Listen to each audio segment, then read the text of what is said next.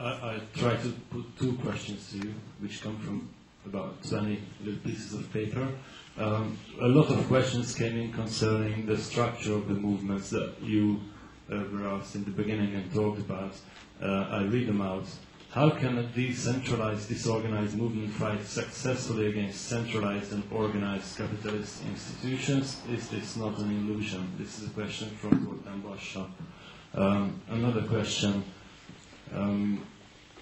If various forms of social activism don't need single agenda, in which sense can you talk about them being together? Is this struggle against control only that unites the movement, or nothing else? Any issues that unites the movement? Question from Péter Farkas, Attak, Hungary. A colleague of yours at MIT, Leslie Farrow, said that everybody knows that capitalism has to be brought down, and the only ways that it can be brought down is through economic crash, world crash, or public revolution. Do you see any chances of any of these in the coming 5-10 years? Or any other way of bringing the system down? That should be enough for a first answer. But well, I wouldn't like to put any constraints on you, but we are running out of time. I'll try to be brief. Okay. Lester Thoreau is, we're in the same university, but to say we're colleagues is a little misleading. He was the director of the School of Management. So he's training people to become managers of major corporations. He doesn't think that the system should be broken down. You can be sure of that. He might have said that maybe a crisis will come and it will break down, but that's not his commitment. The main question is, first of all, what's shared by the social movements? Well, if you take them all together, probably not much. But if you take very large components of them, quite a lot of things are shared, like attitudes on sexism, racism, aggression, militarism, the existence of corporations, basic structures of capitalism, human rights. I mean, on those issues, a lot of things are shared, often down to considerable detail, like how a post-capitalist economy ought to run. There are many interesting questions about how you would run a society without managerial control or private ownership or state ownership and so on. All of these issues, you do find a fair measure of agreement.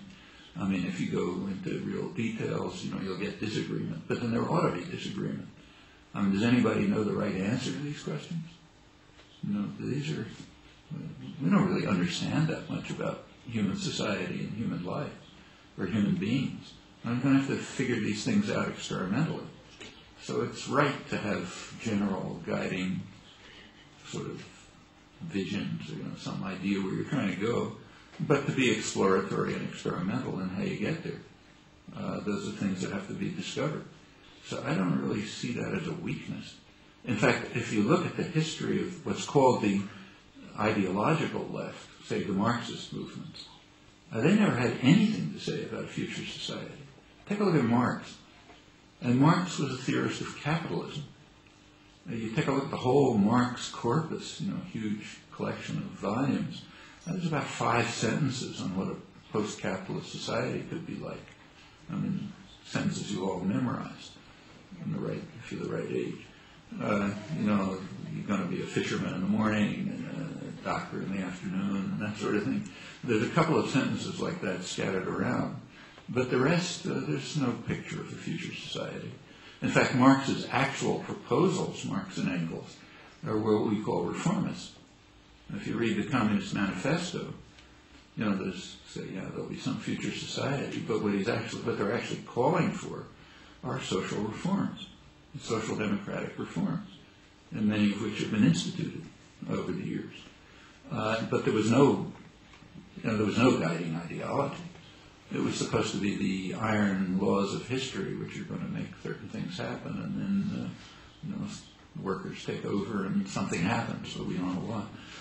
If you look at Leninist ideology, yeah, that was very clear and very simple. Follow me. Okay, that's a simple ideology. But between those two, there's almost nothing on the traditional left. And the anarchists had a different point of view. They did develop conceptions of how a society ought to be organized and what you ought to do to build pieces of it in the present society and so on. But that's very characteristic of the contemporary movements. I mean, they didn't read, they don't know the anarchist literature. They're sort of following the same path.